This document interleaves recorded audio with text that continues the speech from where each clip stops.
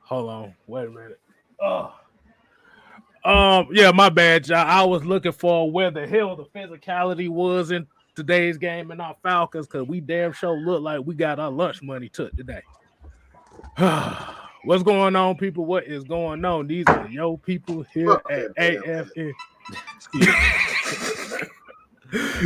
That boy said, fuck that, had it almost froze. But as y'all already seen, 30, 30, 20. What? God damn it, motherfucker. We got physically dismantled today.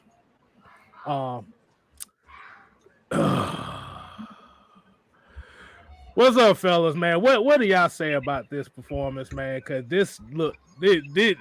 if this game don't tell you that physicality is what this team needs, let me repeat that, needs, then I don't know what the hell game y'all is watching. Because boy, I'm saying Gossick looked terrible. Y'all said Jalen Mayfield sucked as a guard. Did you see who replaced him today? Hold on.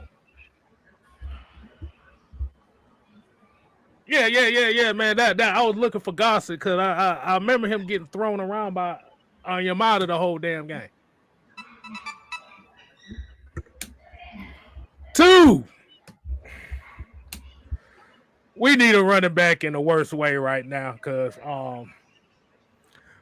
like I said, and God bless Cordero Patterson, but like I said, you can kind of tell like from the last couple of weeks, them hits are starting to take a toll on him. And Mike Davis, with his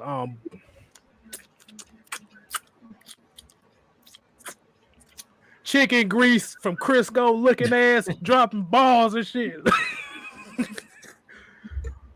What's going on, fellas? What do y'all think about this game, man? I'm weak, K Styles. I'm just looking at the comments. They're like, Jew don't have on his hat. Yeah, you know what, man? When you ain't got the hat on, you know it's real when Jew ain't got this damn hat on. Look, after the game, that game, you know how the coach just take their hat and stomp on it. Yeah. When you're out there, they just throw the hat across the field. Yeah, that's pretty much what happened today. Just threw the hat across the living room. After the Mike Davis fumbled the ball, how many times a day? I was like, God, threw the hat across the room, like, bruh. Look, I was about to say, have y'all ever had one of them cases where you had to turn into a Buddhist monk for at least 10 minutes? Yeah, I had my bees, and when I saw them drop the ball, I think I done threw them bees somewhere. They scattered somewhere around. That shit was pitiful, bro. Go ahead, Drew. I just wanted to get that out. Nah, man. I mean, you said it all, man. Pass rush was absent. Has it been all season? Wait. My bad, Drew. One question I got to ask everybody. Did y'all see Dante Fowler leave the ground again? Because I saw him leave the ground quite a bit this game. And one of the times it cost the Falcons 15 yards and a. Go ahead, Drew. I'm saving that for later. Nah, you good, man. I mean, we seen it today. It was just like we seen it in our chat. Well, Mike put in the chat like we just didn't come to play. This is the first time this season where it just looked like the team was uninterested. You know what I'm saying? Like the offense. For one thing, this is the number one thing, and we could really end the show off this one statement. When you turn the ball over, you're gonna lose the game. We were turning the ball over. Like I think at one point they said we had like 11 plays on offense. It seemed like every time we touched the ball, right after like the first or second play of the drive, it would be a turnover. So it's like, bruh, when you turn the ball over, especially on any level of football, but especially in the pros, when you turn the football over and you turn the ball over, you're asking to lose the game. And that's pretty much what we did all game. To be honest, this game should have been a lot closer. But it was just turnovers. Like, I don't know how many turnovers we had today, but I know it was north of 3, It was like, I know we had 2 fumbles. Matt Ryan threw an interception. Well, I think he made 2 interceptions. It was just a terrible game all the way around. Like, the team just looked like they're ready for the offseason. Let's just be real. They had Cordell Patterson on the sideline. I don't know if he was hurt. I don't know what the deal was. Arthur Smith, I'm not too sure what he was doing with the Mike Davis situation, because you seen Q score that touchdown, and then on the next drive he put Mike Davis back in. I'm like, just stick with Q. That was a part of K-Styles' keys to victory on Tuesday night on the Heavy Hitter show. Was just like, he wanted to see Quadri Olson, and it's like, when they gave him the ball, he actually looked good, but for whatever reason, anytime he does anything, we go away from it. I don't know why they take him out the game, but to me, he was the only one who actually ran the ball well today. So, like I said, man, it's time for the offseason. The team just looked bad on all three levels. That looked bad. Only person that looked good out there today, real talk, was Young Wei Koo, which he's been consistent all season. But other than the special teams, offense played bad, defense played bad, missed tackles, you name it. Alvin Kamara almost 150 yards rushing. Like, I mean, you take it, Mike. Just take it. I mean, we didn't do nothing right today. Let's be real. We didn't do nothing. We didn't do anything right today. So,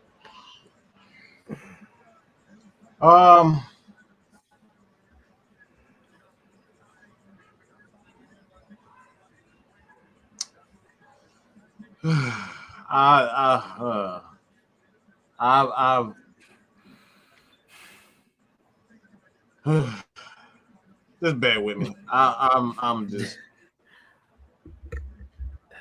I've never seen such horrendous play at running back in my life. This has literally been the worst year in the history of the Falcons at running back. It's been that bad. All right. Everything starts with the running game.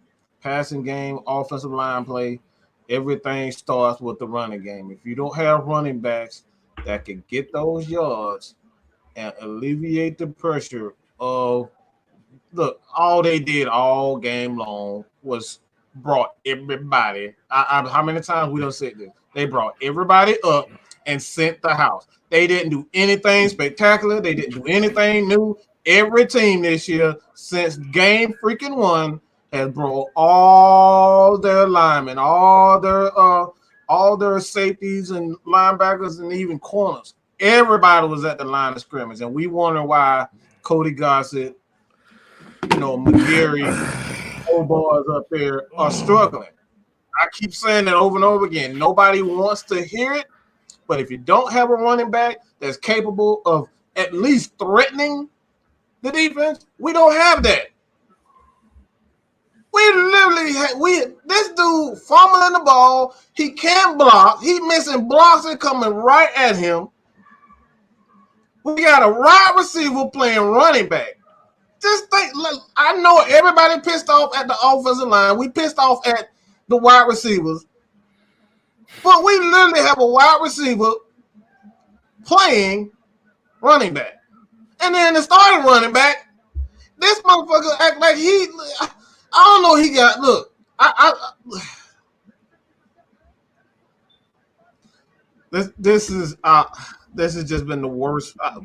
This has been the worst running back play that I've ever seen in a long time. I don't think the Falcons have ever had a running game this pitiful. This has been an atrocious year at running back.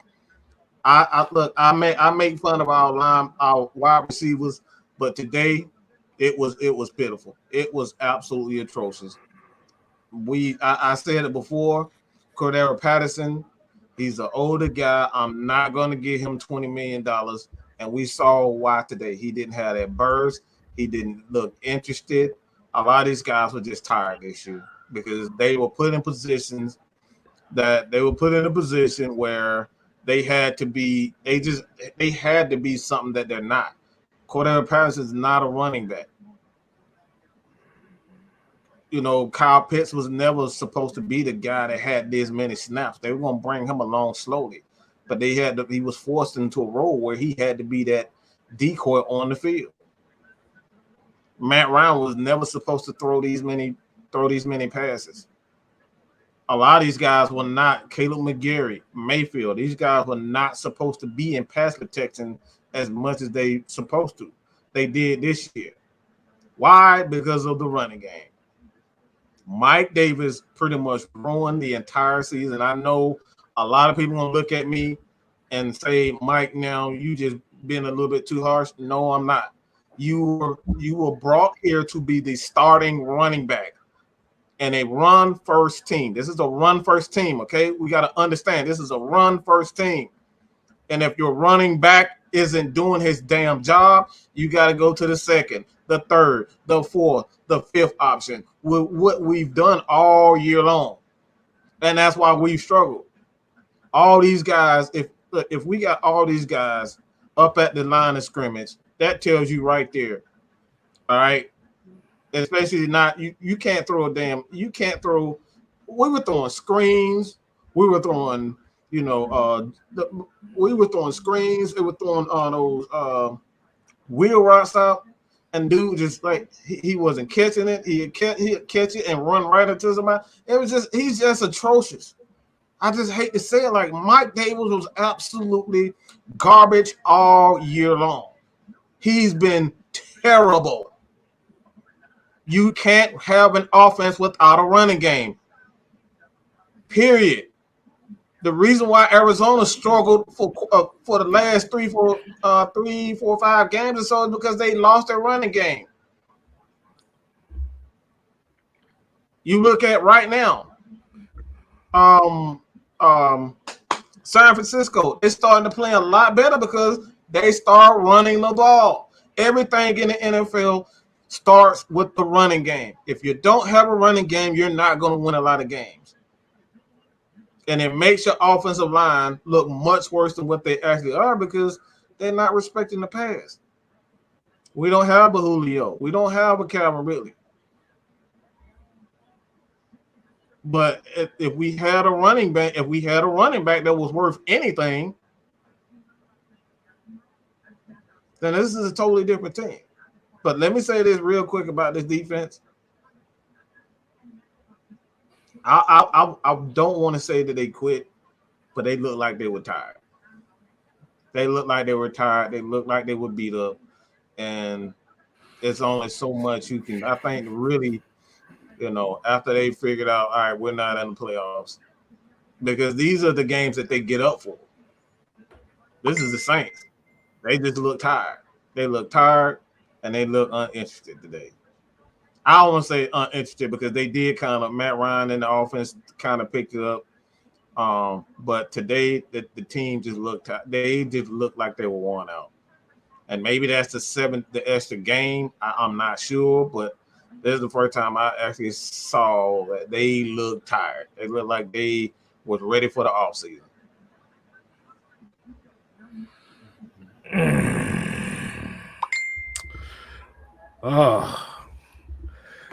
So my question would be, I got a question for you fellas, and I think we've all kind of alluded to this. Do you kind of feel like at times, the only reason why I'm saying this is if you see your running back putting the ball on the ground twice, I know most coaches will be like, okay, if you put the ball on the ground twice, let's go with the next guy. As you saw, the next guy, who was Quadri Olsen, took a couple carries and got a touchdown out of it.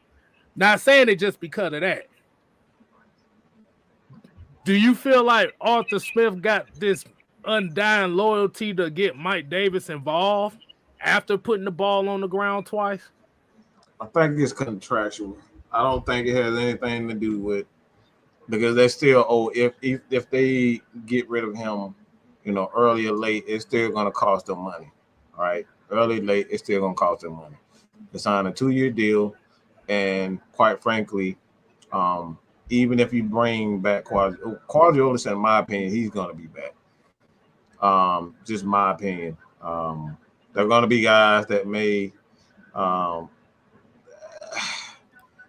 I just don't see Mike Davis being back. Like I said, I believe they're gonna bring back Olsen. At this point, there's literally no running back outside of Davis who's on the roster right now. There's I think most of the guys been cut. I think he's the only one. So they have no ties to any running back. I believe today was everything is contractual, trying to see if they can get anything out of Mike Davis. One last shot. This is it. And he fumbled. Literally. Figuratively and literally. So I think it was more of a game where they tried to see, I really don't think anything was wrong with Mayfield. That's just my humble opinion. But I think this is one of those games where they try to see, all right, if this guy can come back, who is this guy? They already know what they're going to get from Dalton. They know what they're going to get for Hennessy. They know what they're going to get from Mayfield, Hennessy, Lindstrom, Jake Matthews. They already know that. So I don't think you put him in that game. It's just at the end of the day, Quadri gonna be here, and I was like, why put this young guy in harm's way in a game? I know that might sound crazy. He's young. Mike Davis done had his time. I'm bringing him back next year anyway. I want a fully healthy Quadri Olsen. I don't want no freak. This is just me personally. I don't want no freak injury. I don't want none of that stuff, especially with the running game. Bring him back. Quadri Olsen knows the offense, and you got to see what you got because you're still paying Mike Davis. You're still paying him, and whether he's here or he's not, you can't get out of it. So see if he can make something happen, so be it. I thought there was just him just trying to give him one last chance. That's just me. I just thought he could have made a move to have Quadri Olsen run the ball more. That could have been easy, but I thought personally that he was trying his best to give Mike Davis that one more chance, and he just fumbled. But the only problem, like I said, even if it was just in that case, if he's being a young back, you still gotta see what you got in the future. Cause like I said, he saw that he scored the touchdown. That's what I'm saying. I'm talking about more. I'm talking about more than that. Cause damn it, even with it not being no playoffs here, you're in a game where intensity is high. You want to see how tough this guy is in a elongated game.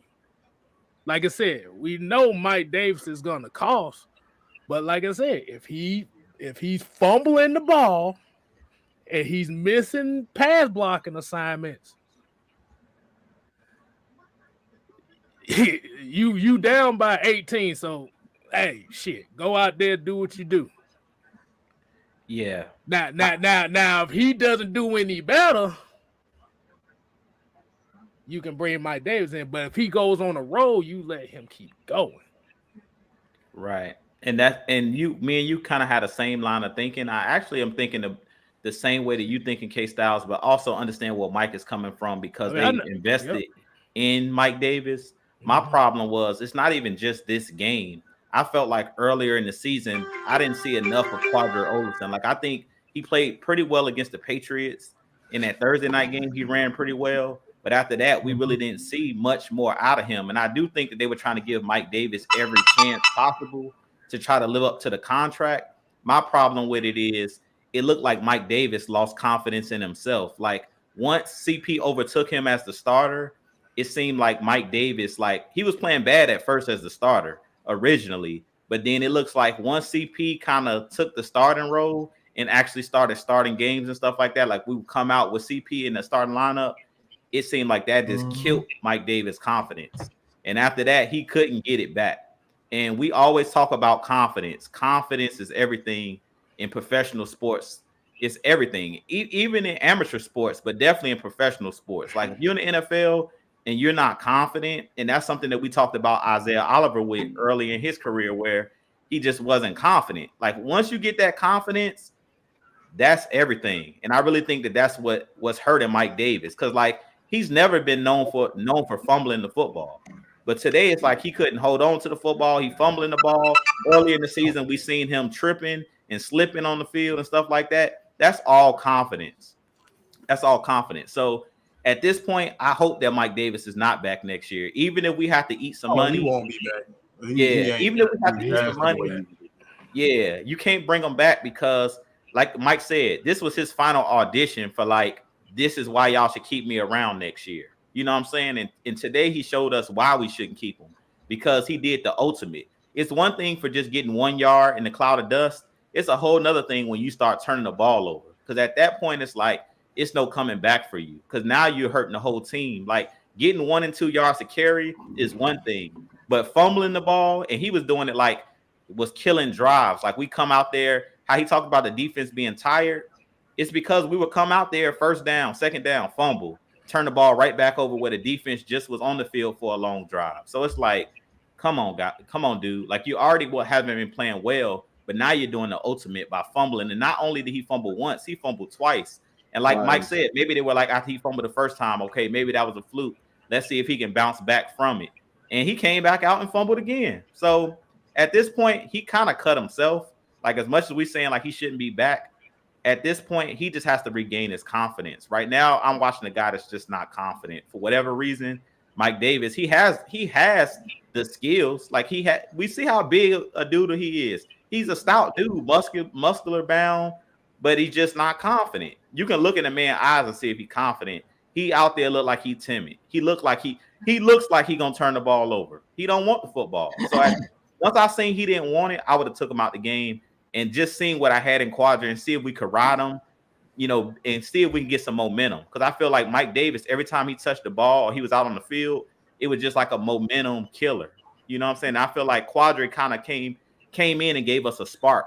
And that's something that CP had been doing all season. But I think we became too reliant on CP of being that guy that was going to be the spark plug for this team. And I feel like once CP, started showing that he was the guy on this team, as far as the X factor in this offense, to me, Arthur Smith kind of relied on him a little bit too much down the stretch.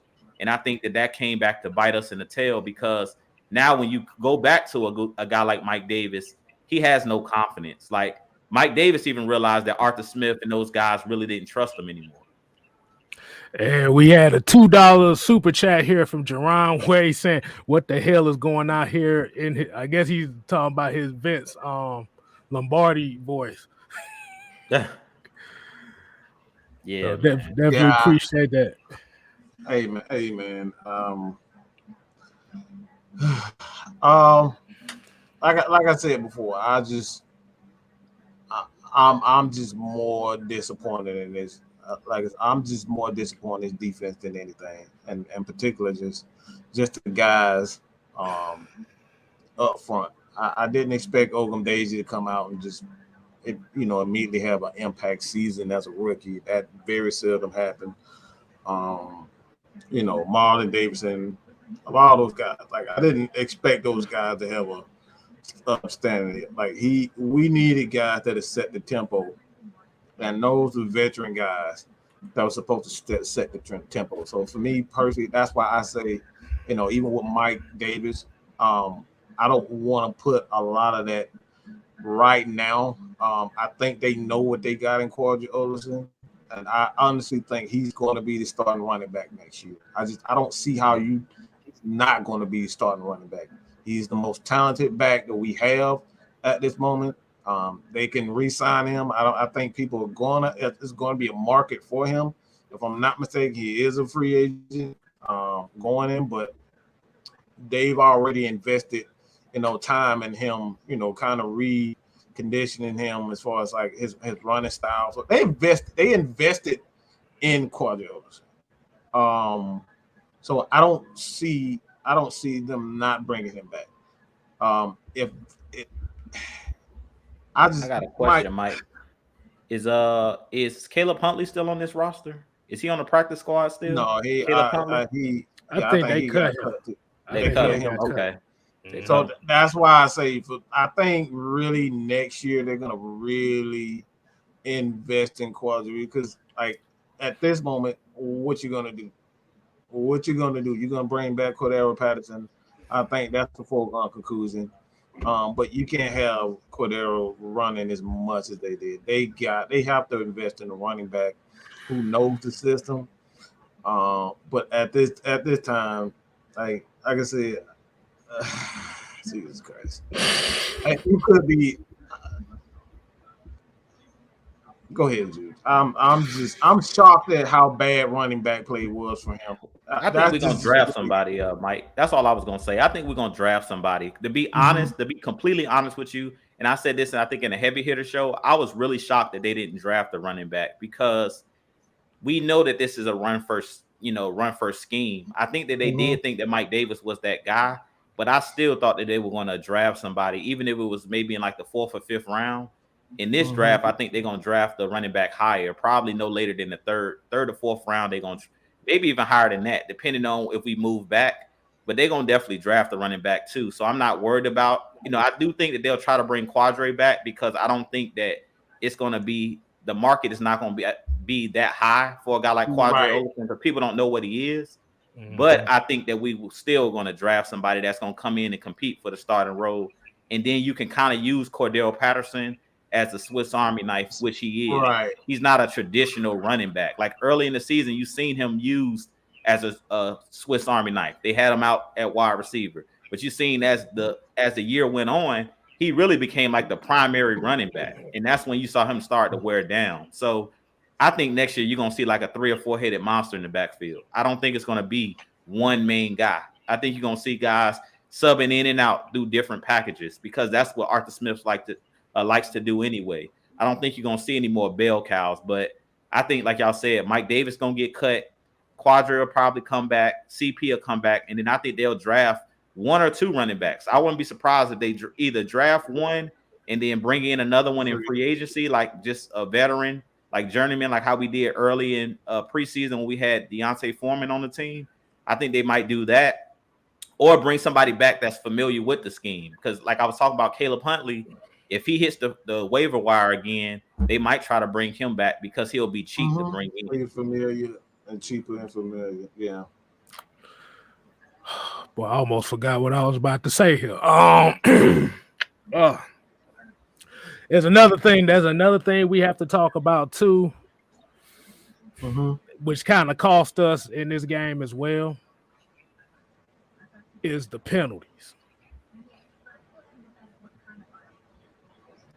Like you said earlier, it was a point in time. I think it was like the Falcons only had 11 plays in the first half.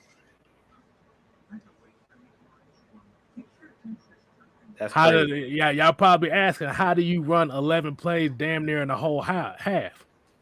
When there's turnovers and when you can't stop the run. There was a few turnovers. There was a few penalties here that was costly. And the bad thing about it was it wasn't. And these were penalties that was on 3rd and 4th downs and stuff like that, where we couldn't get off the field. Like you said, you had the Fabian Monroe hold when Trevor Siemian came in, which wasn't necessary. You had the Dante Fowler slapping the quarterback in the back of the head. I guess he ain't getting that $1 million bonus this year, boy, because bruh. Then you had what was the other one?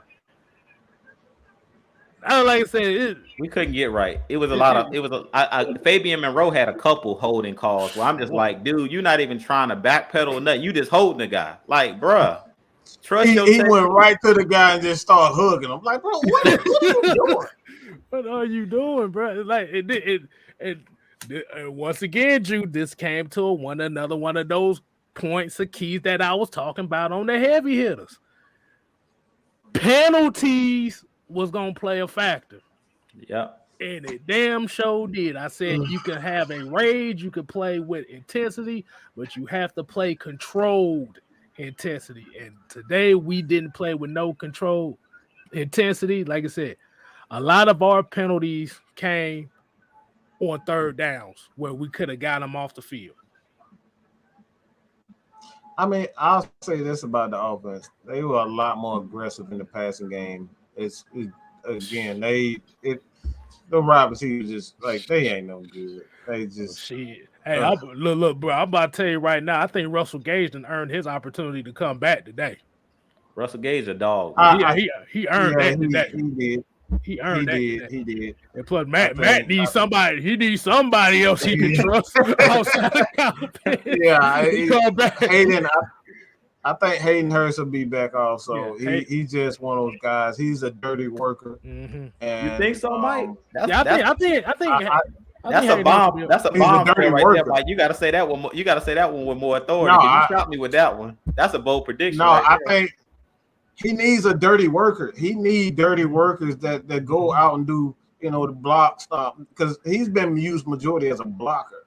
And in his scheme, that's what he needs. He needs a guy. He needs a tight end that he can not only be a pass catcher but a blocker as well. And he has that. He has to have at least two of each. That's how he works. So I believe that he'll be back along with Lee Smith. Lee Smith said he's loving Kyle Pitts. He loved teaching the young fella. So I think he'll be back. But I think we're gonna have a lot of guys come back because they believe in what Arthur is what he's doing, and they want to be a part of the process. But like I said today, I just think we just saw a tired team. Just mentally tired, drained, and because I haven't seen this all year. I haven't seen the defense where they outside of Grady Jarrett, it was just nothing. I don't know what the hell Dante Fowler is smoking. I don't. Maybe he needs to smoke or whatever. His brain is just stuck on diving. I just he like that little damn baby. All you see. They press the same button when they playing the video game. They press the same button. That's him. Hey, what Dave Chappelle saying especially was like, oh, look at the little baby on the side of the corner. Like, hey, shut up, I'm trying to shoot. That's not the father, man. It's like I don't know what's wrong with this dude. It's the same. His game plan. His game plan as a pass rusher never, ever, ever, ever, ever, ever changes. It's the same thing, and it's sad. Right. Hey, we got a couple super chats here. We got to hit up here. Joe Houston with the $1.99 super chat said we got 4 picks in the top 80. Hopefully, we hit home. Definitely agree with you on that one. And Wheezy B came with one with a $4.99 super chat. Said, "Why the hell doesn't Kyle Pitts have the record?" Check out your membership. Check out your membership for $4.99. You got the membership for $4.99 and $9.99. Whatever you do, it's $4.99. $4.99 and $2.99. $4.99 and $2.99. And check out your boy 6-Man K Styles. Also have a new channel, which is just 6MK, which will be mostly the 6-man combo. And we might get some questions over there too. So y'all make sure y'all check that out as well. But Weezy B here said, why the hell Kyle Pitts doesn't have the record? Hell shit, when your quarterback can't get the ball off in 2 seconds, hell, it's kind of hard to throw the ball. Yeah. Now the Saints made it their business for him not to get that record today. Yeah. They literally bracket. Because what the Saints did today was they played man coverage. They played physical man coverage. That's what they're known for, and it got to them. Now, Matt Ryan. They'll just say they played man coverage, and because it don't have to be. I gotta throw physical. I gotta throw physical. It ain't gotta be physical with these damn niggas on their damn team. I gotta throw physicality in there. Ain't gonna buy 8. That ain't damn physical. Bruh, I kid you not. They showed look. They were showing one. I think it was the replay where OZ caught the ball when he caught that deep corner route. A lot of these kids is shorter than Russell Gage, bro. Did y'all know that? That's why I said that. It ain't gotta be just play regular man defense. They already little. Shit. That's the same way they play physical. Hey, look. They was the bullies. Look, they play physical. That just all right. I'll concede. Okay. The motherfucker coming out here like, ooh, and shit like that. I'm like, God damn, somebody pop somebody in the mouth, please. And we got another $5 super chat from B Tucking Forward. He said, I think Debo has got to go because I seen a 30% effort from him today. I saw everybody missing tackles. Debo was bad today, but Fourier was missing a lot of tackles. Fourier is very aggressive in his approach to being a middle linebacker. He gonna have to calm down a bit, but he's a more sure tackler than Debo. That's for sure. I still believe Debo is just getting used to playing on the outside. He's used to playing in the middle, and like it's different angles, and I really just think it's different angles. He's just taking bad angles, and he's missing a lot of tackles because he's taking these bad angles. Oh my God! Fourier is just a dog, man. Like he's just more physical than Debo. But like I said, I just think Debo just not used to those angles. I say this: I'm not saying nothing about our linebackers until we get a better defensive line. The defensive line's job is to do the dirty work and be more physical. Keep those guys off of your smallish linebackers. I agree with you, Mike, on far as Fourier, because he's bigger than Debo. He's more like physical at the point of attack as far as shedding blocks and stuff like that. And that was one of the reasons why Dean P said he wanted him to be the Mike linebacker so he can play in that bubble where Deion Jones will be covered up by the defensive line, but the defensive line ain't covering him. So, I mean, at this point, when those 300-pound linemen are getting to the second level, what you want a 220-pound linebacker to do when you got 300-pound guards getting up to the second level? Your center's getting up to the second level. 60-pound tight end. Well, you better look. Your ass better be like a matador and start olaying motherfucker. And they changed the rule. We talked about coming into the season that you no longer can cut those big guys. So what do you want? You can't dive at their legs. You can't dive at their legs like that. So you can't do nothing but you sit there and get pancake. Like I hate to be a corner nowadays or a small linebacker. You got a big 300-pound coming at you. You can't even cut them down no more. So. Man, we got a $10 super chat. B Tucking Foles came with another one. He said, so year 2 in this system, Debo should be better. I think he will, but defensive line that we get. Yeah. Defensive line. I'm going to say it again. I agree with you. But Debo and Fourier ain't the problem. It's the defensive line. Like, Jordan Davis can't get on my team fast enough. Like, we need that big boy up front. Like, I'm sorry. I love Grady. But y'all go look up Grady's stats this year. It's pitiful. Like, and it's not Grady's fault, but Grady is just not a nose. Like, he's not that nose. He's a 3-tech. Grady is not a nose tackle. Like, let's be real. Grady's, if you go look on Madden, Grady is 305 pounds. I think he's like 6 foot even. He's not a legitimate nose. Like, to sit there, yeah, he can hold the point. Yeah, he can rush the passer from that position. But you don't want him taking up double teams. You want somebody like Jordan Davis, 6'5", 330, 40 plus pounds. That's what you need. That's why I was so happy we got Mike Pennell and we got Rush up front. But it's levels to that as well. Like, yeah, I was happy for us to get Mike Pennell. I was happy for us to get Anthony Rush, but they're not on the level athletically as a Jordan Davis. Jordan Davis is more athletically gifted than those guys as far as he's faster, he's stronger, and he would just be a better player. So it's levels to even when you have size, knowing how to use your size. Like pretty much Mike Pennell and Anthony Rush mainly, he's just going to sit there and hold the point. Jordan Davis can actually get a sack from that nose position.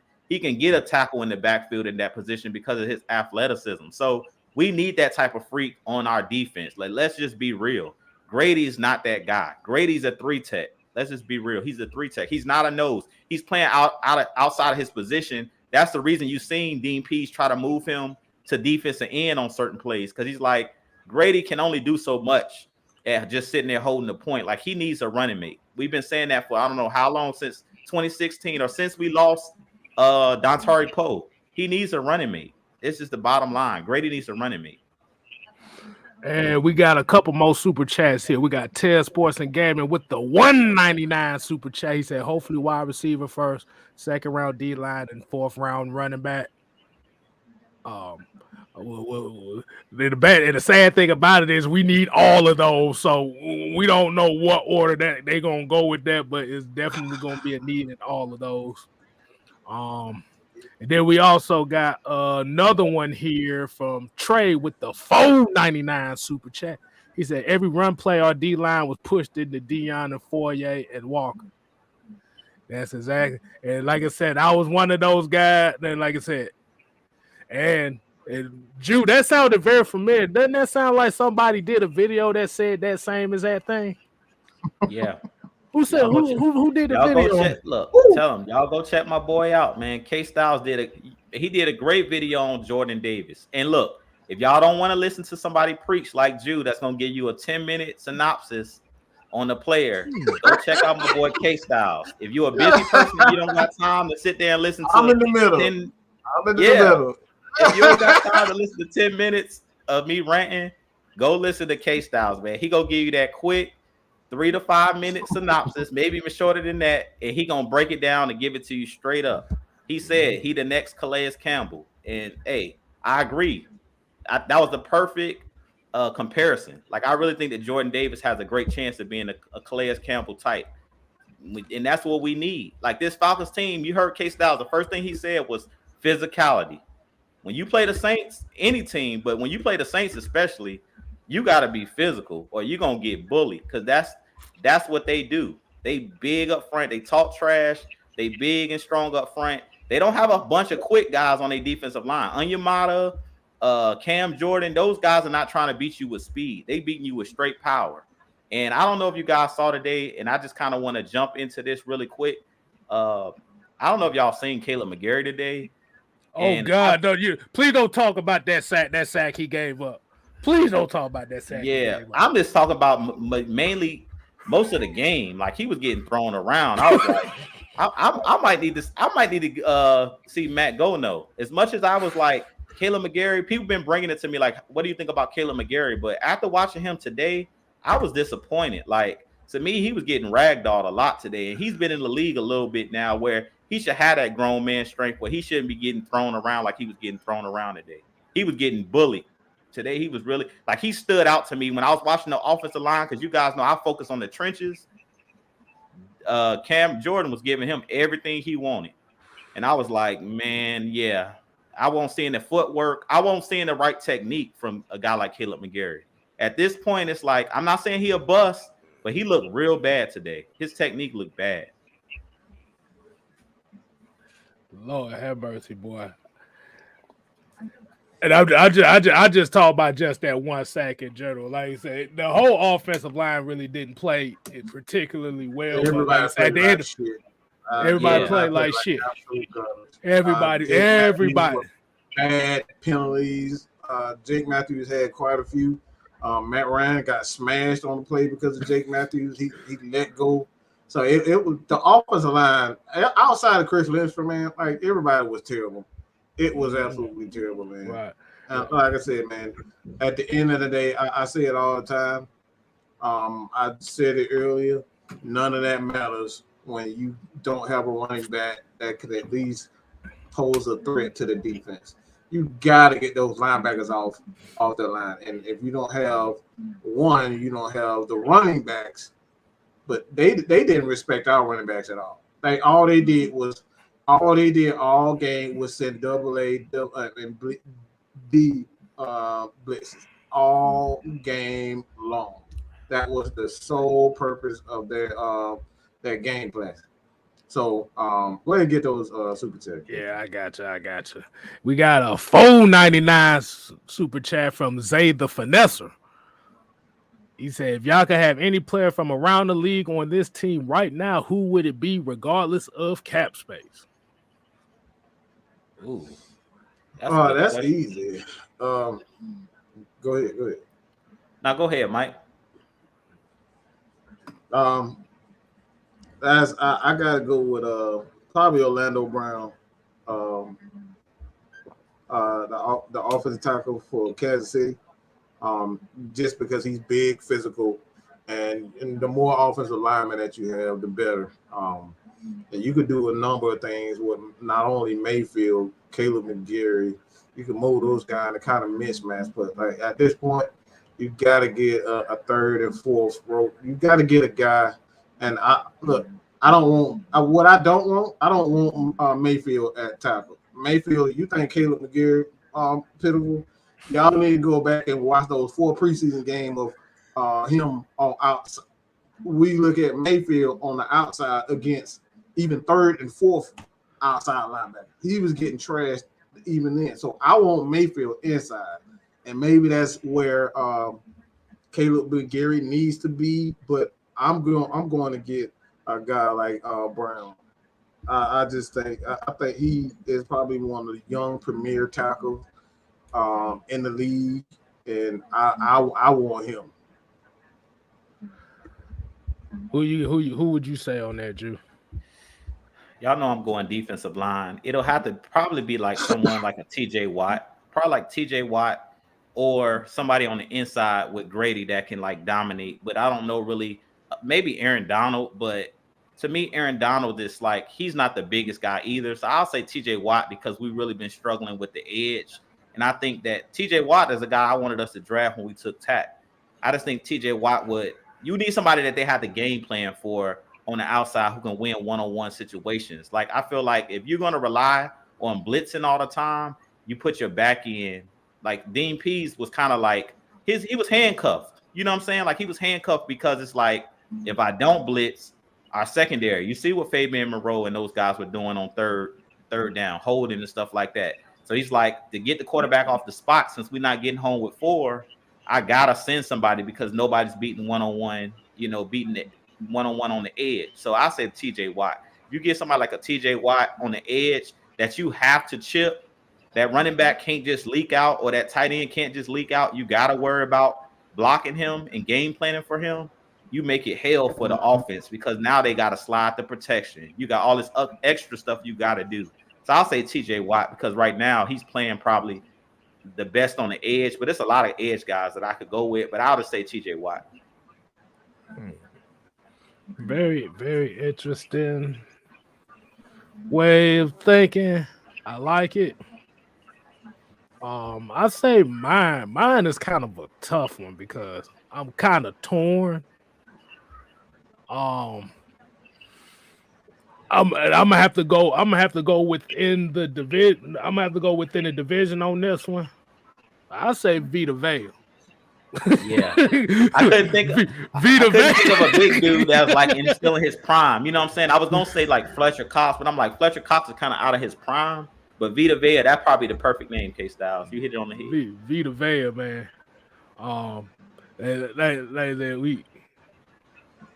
He just got some big money too. Over the weekend. Yeah, congratulations to him. Get everybody get as much money as you can out here. But goddamn it, this is this is the type of game that showed that, dude. The Saints beat the shit out of us with 2 mediocre quarterbacks.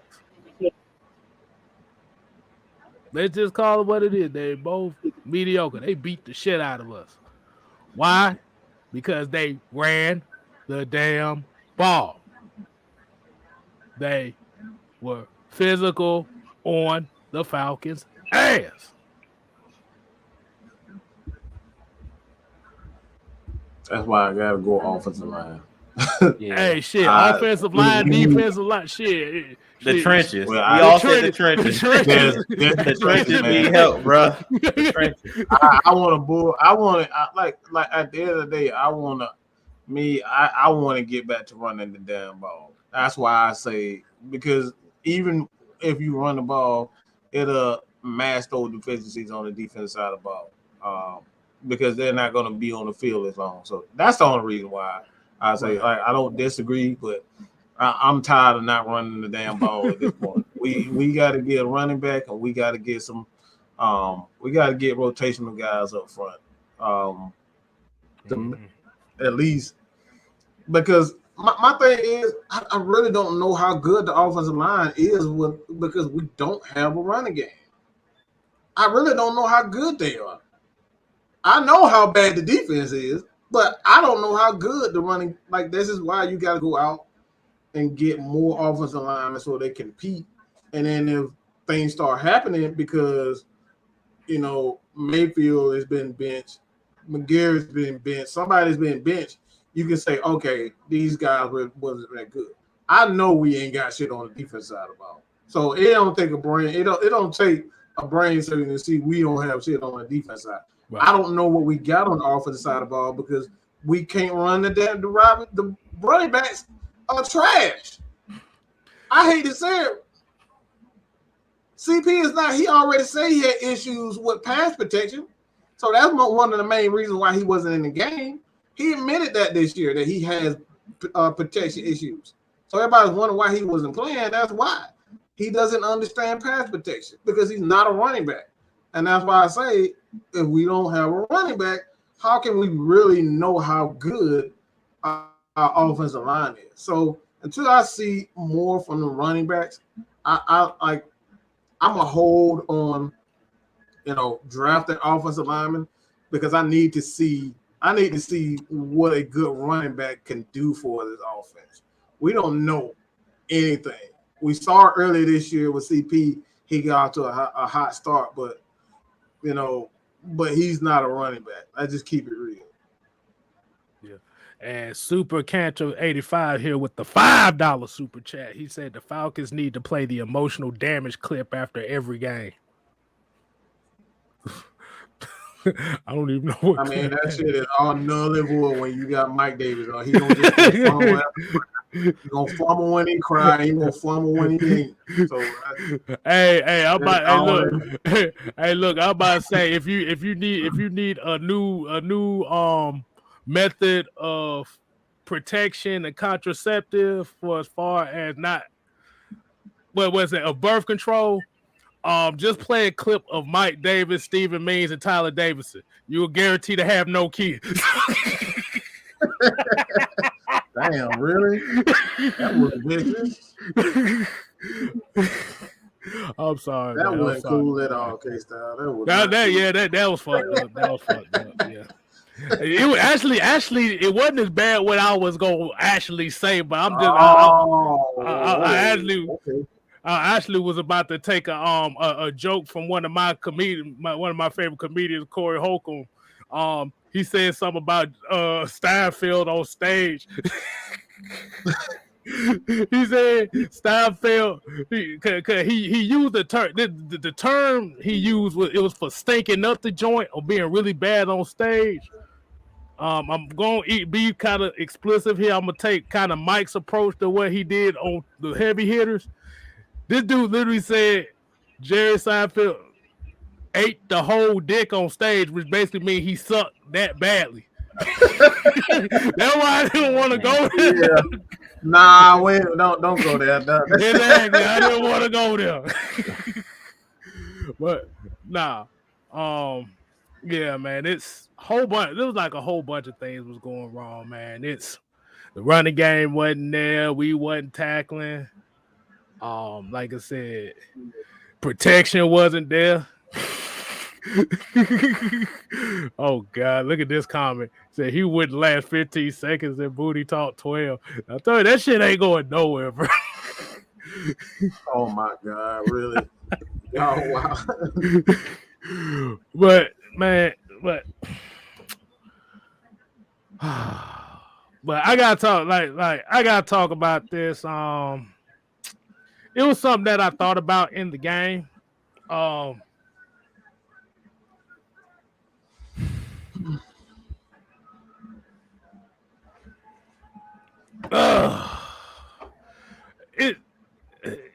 know what? I don't know because it's like I don't know. We talked about. I'm trying to find some good here. It's like I got good. I'm trying to figure out how I want to do this though, because it's like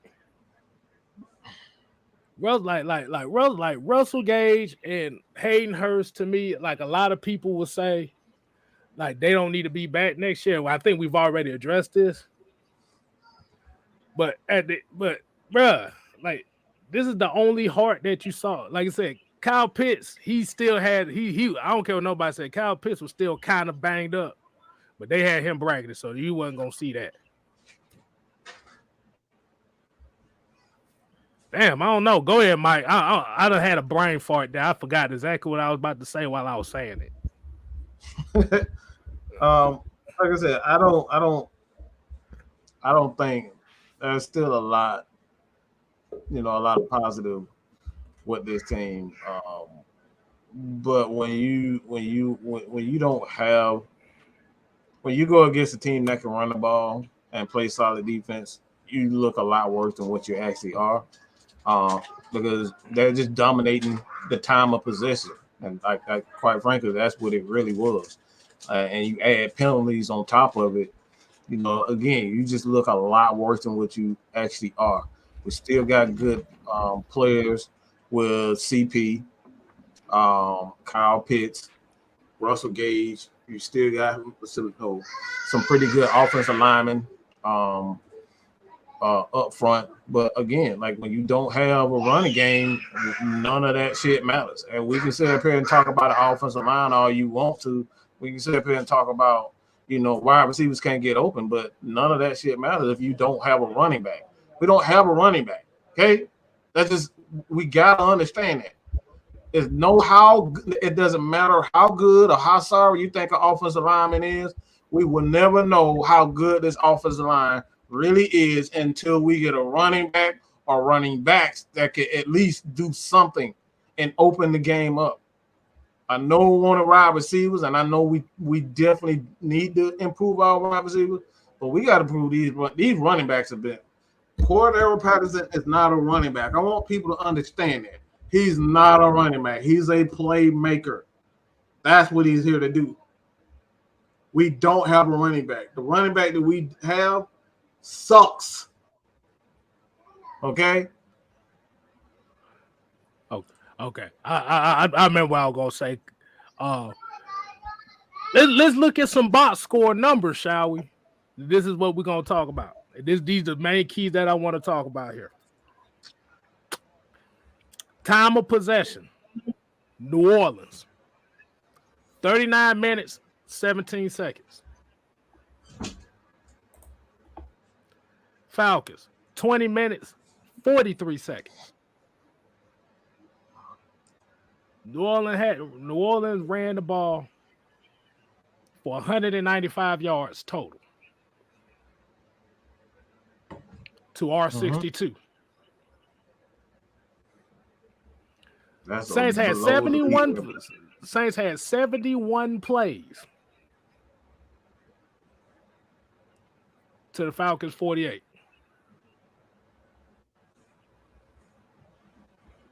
Okay, you can't say the passing game was the problem because the Falcons have outpassed the Saints by 20 yards, 21 yards actually. It don't sound like much, but 21 yards.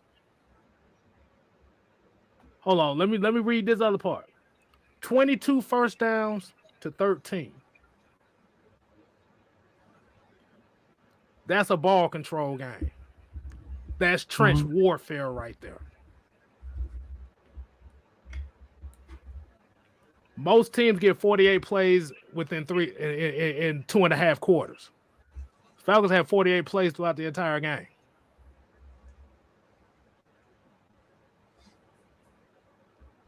So that's what it comes down to. That's why I said we don't know how good this offensive line or how bad these guys are when we can't run the ball. Right. You know what I'm saying? We're not like we just don't have until we invest in these running backs. We gotta invest in the running backs first. And again, this is a change of method just by looking at this game. We got to invest in the running back first before we even invest in a wide receiver, because we got to see what this offensive line, are we wasting our time or investing in these guys? We got to get a running game first. And we got this 199 super chat from Joey Teixeira said Atlanta won more this year, but somehow looked worse. I don't think that's true.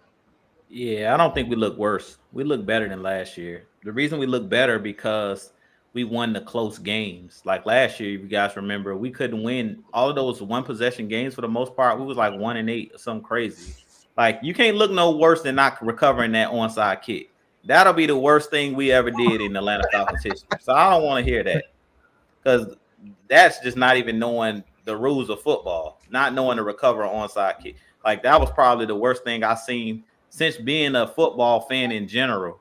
That was one of the worst plays I've ever seen. So I can't say that we look worse this year, and we definitely won more games. And to be honest, we talked about this a little bit on a heavy hitter show. I think it was Mike that brought it up when we were talking about Dan Reeves. Is usually second year coaches for Atlanta Falcons do well. Dan Quinn got to the Super Bowl in his second year. Dan Reeves got the Falcons to the Super Bowl in his second year as our head coach. So we got something to build upon. And that was something that Mark Sanchez was talking about when he was calling the game, is that Arthur Smith has built the foundation. If you guys listen to Matt Ryan, he talked about that in his press conference heading into this game this week, is like, we've built that foundation. Now we just need to go in and bring in those extra pieces that Mike was talking about, the running backs. We have guys, and they know what guys can do.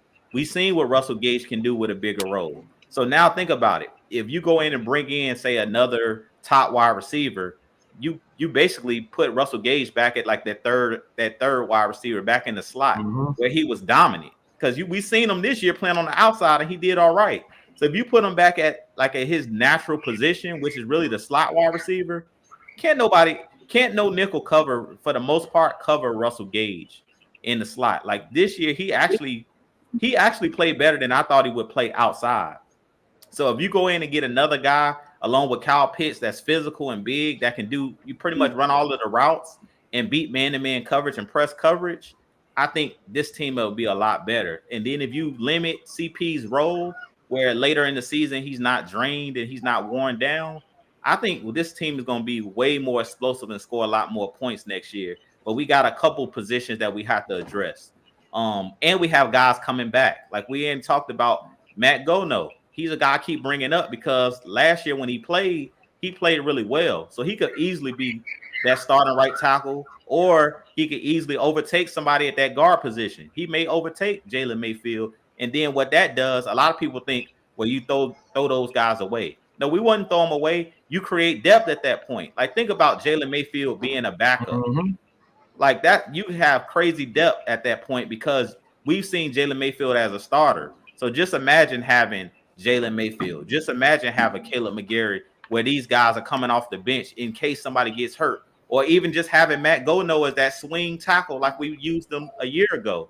You create that depth. So at the end of the day, even with us not making the playoffs this year, this was a crucial year for some of these young guys that got ample playing time, because next year, all it's going to do is bring in more depth. Whether we draft somebody that'll be the starter, and then these guys that were starting this year be depth pieces, or whether the guys that played those small or bigger roles this year, they improve in year two. And then the guys you draft, you don't necessarily need those guys to play immediately.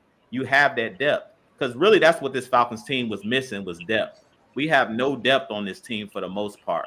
We barely had talent. You know, the defense was full of guys that were just veteran guys, but we had no depth on the offensive side.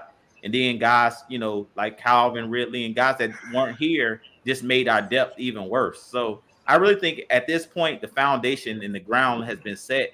And now you, with guys coming back, the Isaiah Olivers, the Matt Gonos, all that's going to do is create more depth on this team. And you'll see a better team next year just based off of the depth that you're adding to the team. All right, Alex, you ready, man? What you got for us, man? What you got for us? Yeah. Well, first of all, I just want to say how impressed I was when I saw Russell Gage this game. First of all, he ran a deep out route, which is Calvin Ridley-esque, because that was literally all he was doing last year, and he got. Okay, we're not gonna bring him up, but he did some, like that out route shows that he can run those deep outs and like threaten his defender with speed, and then just break and catch a 25-yarder with ease, and we can just start doing that over and over and over again. Not to mention, we got OZ over here who can run crossers for days and just take hits over the middle constantly.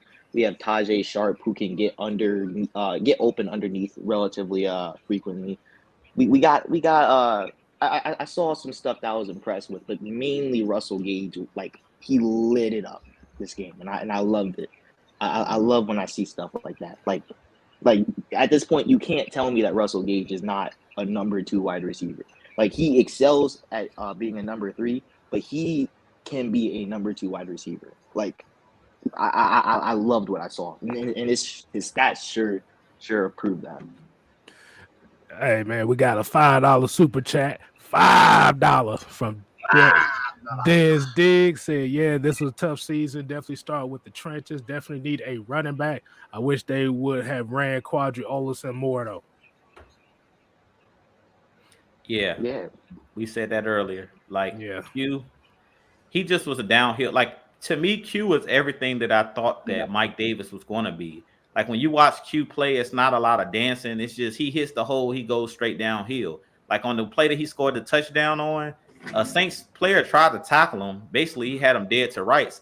He just ran through him and kept going. Like he ran the ball hard, and that's what I was expecting out of Mike Davis. It was kind of similar to what we see when we had Michael Turner. That was something I loved about Michael Turner was he was a guy, he wasn't gonna do a lot of dancing. He was just gonna run straight. And if you didn't bring your pass with you, he was taking you with you. He was taking you for a ride. So that's what we got to see next year out of this team. Out of Arthur Smith, he believes in being physical in the trenches and having those physical running backs. And I thought that's what Mike Davis was. We didn't see a lot of that out of him this year. But to me, Quadri Olsen, pretty much every time he touched the ball, it was just north and south. And that's this type of offense that Arthur Smith runs is made for a north and south runner.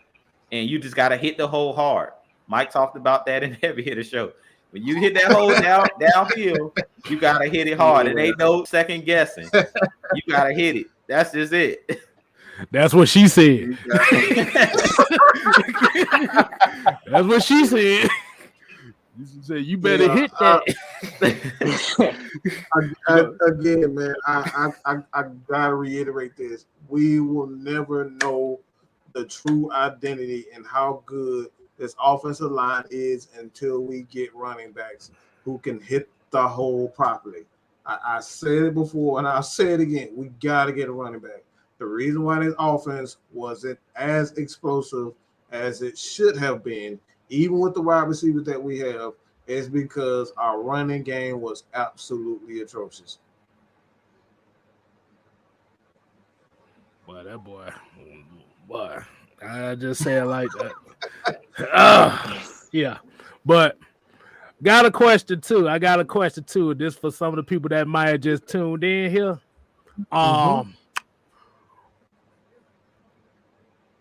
And we could clip this. You can tag whoever you want in this question. It's fine. How many people in this chat that is watching has officially jumped off the Falcons train because of this season? Put a number 2 for that, especially when you heard the news that Arthur Smith still wants Matt Ryan. So if you have officially jumped off the Falcon bandwagon because of losing and or Matt Ryan, put a number 2 in the chat right now. And there's quite a few of y'all in here. I know who you are. So I want to see if we got some 2s up in here. I want to let me say something real quick, because the reason why I say that is because you look at Kansas City. This is the reason why I say what I say as far as the running back position, because you look at Kansas City early in the year, they couldn't run the ball at all. They could not run the ball worth of crap. But when they made that change to what his name, Gore, I believe his name Gore, I forget his first name, but they made the change. Yeah, when they made the change to make him the running back, and I think he was like a practice squad guy, and they brought him in, he was a decisive runner. He hit the hole properly, and they changed the dynamic of the offensive line. All of a sudden, the offensive line looks so much better because they made that change at running back. They didn't do anything differently with their offense. They made a change at running back, and it completely changed that team. That one position, running back, changed the dynamic of that offense. They were much more exposed. Now they're scoring more points. They're running the ball a lot better.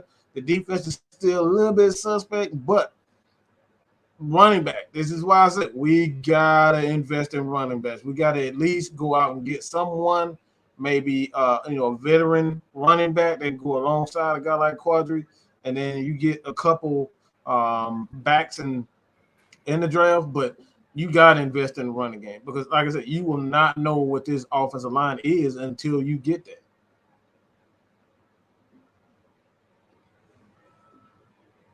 What? Hey, Alex, what you feel on? What you feel about that, Alex? Well, if we're talking about Kansas City, Kansas City started running the ball, and when it came to what's his name, Derek Gore, I believe they actually started running more power concepts with him, which suits him perfectly because he can just run and knock a dude out, and power is kind of built for that. And the O-line is also built for that, so it just fit perfectly. So when they started running the ball, they started getting more like 4 yards a pop with Clyde Edwards-Helaire and maybe like the core running game. And also they were running a lot of zone concepts with him, which just didn't work for the O-line. They just kind of changed their scheme to help with their offensive line. And with us, I'm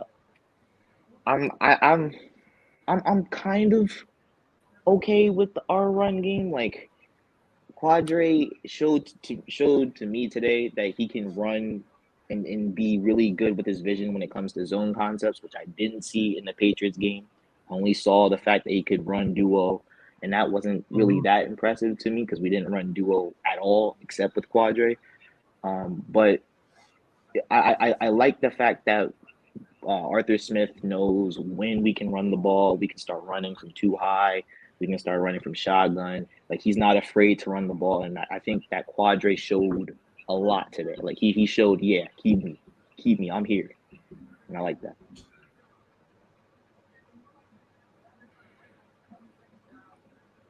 I like that. Oh man. All right, we're gonna start. Hey, I'm about to say, y'all go ahead and throw some questions in here. We're gonna go ahead and answer a couple questions before we get on up out of here, because I know it's getting kind of late, and yeah, I gotta go to work in the morning too. So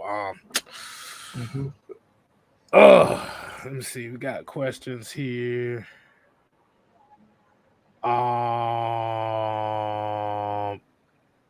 That's one of those questions. I guess this is one of those questions pertaining to those that talk about people keep talking about trade Dion. He said, how the hell we gonna try to trade Dion before getting rid of Dante Fowler?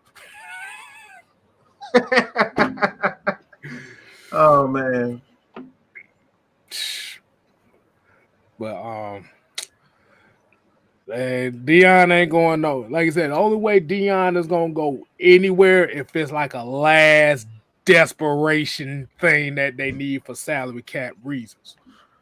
But the thing about it is, you don't want to take that chance because we already don't have enough money as it is. They said before all the moves and stuff get made for next season, we'll have. I want to make sure I got this right. They said about 13.5 million. 14, I think. 14 before all the moves and stuff is made. So yeah. So that's not a lot of money. You got 20 no money. You got 26 roster spots with $13 million. Somebody get an extension. Somebody. So like I said, this is what we talk about the fan base. Like I said, being a Falcon fan is, like I said, you got to have heart to be a Falcon fan here. But boy, we've been going through a whole bunch of hell here. But yeah, 13 for 26. Hell no. I think I saw a new person at left guard today, and he played pretty decent. So I don't know. I might have to start looking at it. Who you talking about? God? Oh hell nah, boy! I saw his ass get. I saw that motherfucker reaching for shit like, please don't beat me. Please don't beat me. Boy. I like I said, the thing is, like I said, it might have been a couple, but like I said, we didn't see enough of the offense to really say if he had a good game or not, because we had 11 plays before we only ran less than 20 plays before halftime. We kept turning the ball over.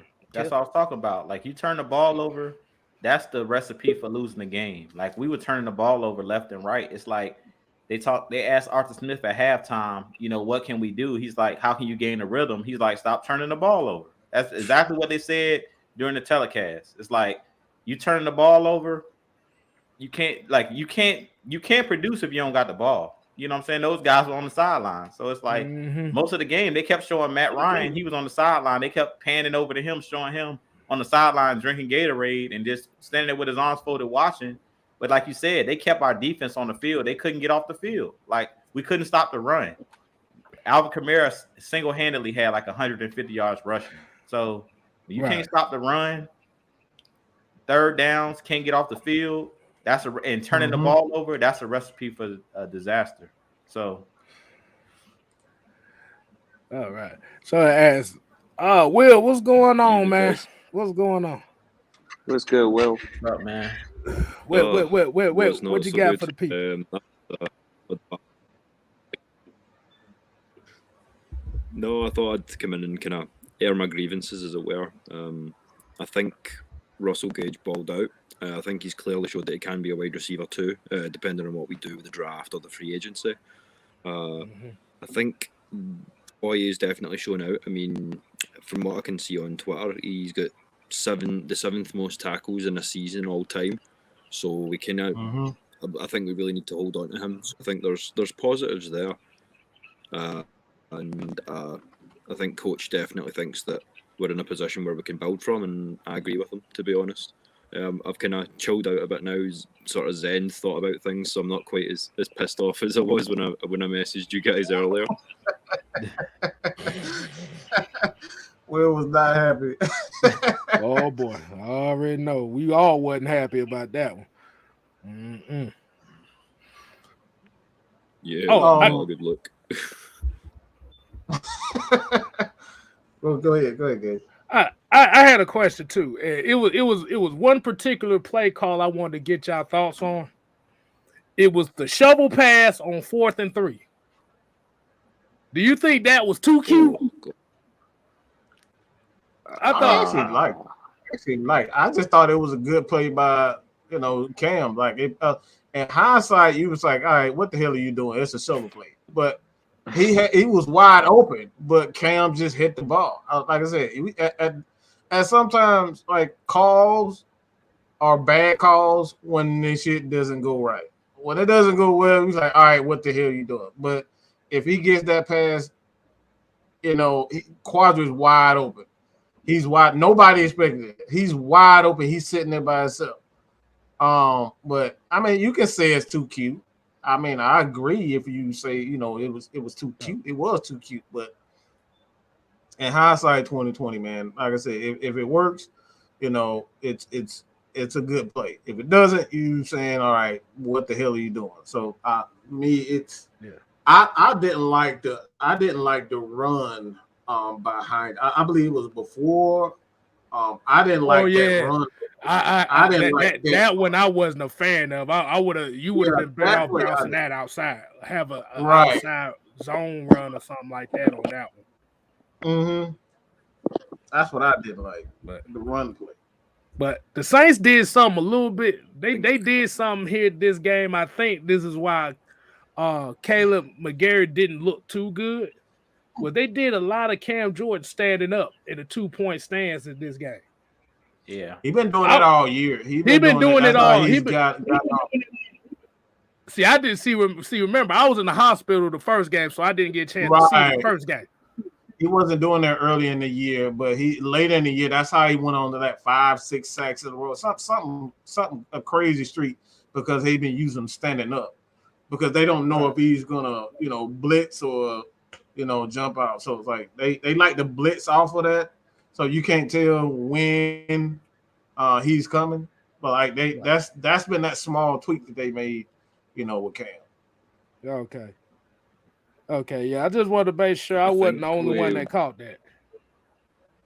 And typically, because I didn't really when I was watching the game, I wasn't really watching a whole ton from the O line's view. But typically, when they use when they just use natural pass sets with Caleb McGarry, and depending on the rusher, they'll like try to chip Cam Jordan, and I have a strong hunch that they probably didn't chip Cam Jordan that much than they did last game. So I don't know. I might have to watch that just to see what's happening, but yeah. What was really Right. quite frustrating about McGarry, though, is the fact that he wouldn't keep his hands on Cam. It was this tippy-tappy, I'll just touch you a little bit and then see where you're going. By Yeah. the time you've done that, he's already in the back. That was what was getting to me. It's like, just I did if know. you have to do a little bit of a subtle, he's Yeah. killing you out there. Cause I did I notice that. yeah, I did 'cause- notice that. Yeah. yeah. The only reason I asked that because I don't know if that's what threw McGarry off today or what. Cause it was like once Cam started getting that head start, because I was looking at that sack in particular that Cam Jordan got at the end of the game, where he literally just ran forward and he hit this motherfucker with a he hit this motherfucker with some Jedi push trick or something that just McGarry just flew like 10 yards. He flew like Because 3 yards. everybody expected him to do the power rush. That's the tweak that he's made, because everybody expected him to do the bull rush move, and it knocks him off balance. And once he's off balance, you hit his arm. Offensive line is going for it because they're already going backwards. So you hit them like this, they're going to go with their arms. Oh, that's why they keep. Yeah. That's why offensive linemen, they teach you to keep your hands. You gotta keep your hands at shoulder length. Yeah, because you gotta keep shoulder length. You gotta keep that. You gotta try to keep them up. Right. So when it get to your body, you got leverage instead of keeping it so low. You going straight to the ground. So that's the move. That's what he's doing. He's expecting Cam to get it to his chest. So when he goes out to poke him, that's why he's doing a little love taps. Because he's expecting the power that he's not giving it. But that motherfucker, I was like, because I was looking, because McGarry's hands was down. Like I saw his hands was down, and I'm looking like, and then I see Cam Jordan running. That motherfucker said, he didn't do it with two hands. He did it with one hand. He said, that's bad technique. I think Jew said that. I think Jew was the one who brought up the bad technique. It's just bad technique. Like I said, it's teachable, but it's he just gets in the. I think he really gets in that moment where his technique is just awful. Wait, K Styles, is the play that you're talking about when because like I didn't see that play, but did Cam Jordan like push him and then he worked back inside? That's what you're saying? Like he just like kind of pushed him to the outside? Because what happened was he ran. Like I said, he rushed out a 2-point stance. I don't think it didn't look like he set a bull. He just literally just came in and just went one hand and he knocked McGarry off his. He knocked him off his pivot foot, and that was it for him.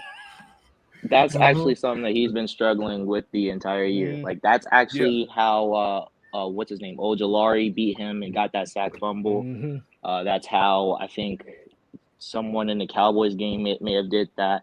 And I think Cam Jordan started catching on because Cam Jordan wasn't getting pressure the last game. He wasn't really getting a whole ton of pressure except like when he would set up a bull rush and McGarry would shoot his arms and then he would like do like an arm over move, which nobody really does against him. But that's a move that he gets baited on a lot because he doesn't really have the quickness to open the gate and try to save the rush so Matt Ryan can like go outside. So that's something that he's been struggling with. And there's like some other moves that he's not that great against, but that's one of the main moves. A lot of people have gotten him with that. They just use his quickness. Cause I think his main thing is he's what'd you say, William? He's not the greatest against the rip. I mean, McGarry goes, I want to say about 6'7", but he plays 6'7". So when his arms come out, if somebody rips up in the middle of there, he's liable to get blown up. And Cam's a lot more compact. I think Cam's about 6'3", so he's coming up, and every time he's just getting in between McGarry's hands, just popping him in the ribs, throwing him off centre, and just taking him to town. He needs to learn to work a little bit tighter, to squeeze down a little bit more, and just kind of get in there and maintain contact before they get that hand in. Hey man, we got a $2 super chat from Rodney Haggery. $2. He said running game would not be effective with 8 in the box. I don't know about that, if I'm being quite honest. I don't think that that's quite true. Because I think he Arthur Smith has ran the ball against some 8-man fronts. And part of what he does is he'll use motions to set up O linemen to get a better angle, or he'll use Hayden Hurst to like make a move on the outside, or like block someone on the outside, or maybe Felipe Franks will get in there and use some run, some read option or some RPOs. Like we ran against 8-man boxes and done well against them, so it's not that's the problem. And not to mention our play action game is crazy. So we can run against 8-man fronts, and it'll be even better like when we start running more duo, like how what's his name, Quadre Olison ran against the Patriots, or run more trap or power, and we'll start like killing teams against the run. I like that. Answer me this, guys. I'm not too sure myself, but do we have an actual kind of screen pass guy? Because I think if they're maintaining putting 8 in the box, surely we should be looking at an outside guy. I know the Saints were playing pretty hard nickel, so we couldn't quite get those short passes out to Kyle Pitts. But we should be looking to work some sort of screening. I mean, Patterson from the backfield, we already know he's got great, so we need to be working out some of those plays for when the box is stacked like that, and the O-line's not going to be able to protect Matt to give him time to look downfield, you know? Yeah, as a matter of fact, there's one dude that I think should be getting more reps from the backfield, but not necessarily to run the ball, but just for better setups against man coverage, and that's OZ. I think that he could benefit a lot more if we use him in the backfield, maybe give him like some more option routes in that aspect, because whenever I see him in close quarters, sometimes it like, or at least without a free release, it doesn't really seem to go well. Like he'll stop, and it's not really based off of him either, because he's trying, he's running decent routes with what he has, but it's just not really working. So I think he could benefit from just running some routes from the backfield. Man, that man left cheek will fall apart if he in the backfield. That dude is so damn small. He can barely do anything on the outside. He could be no running back. I mean, I'll say this. If you were using him in like, reverse plays and things of that nature, like I would much rather be, but like as a running back, my thing is like those types of plays only work if your running game, if you have a legit running back, and you kind of get the offensive lineman in a rhythm. Like those types of things, you got it. The trick plays only trick plays when you are known to run the ball well.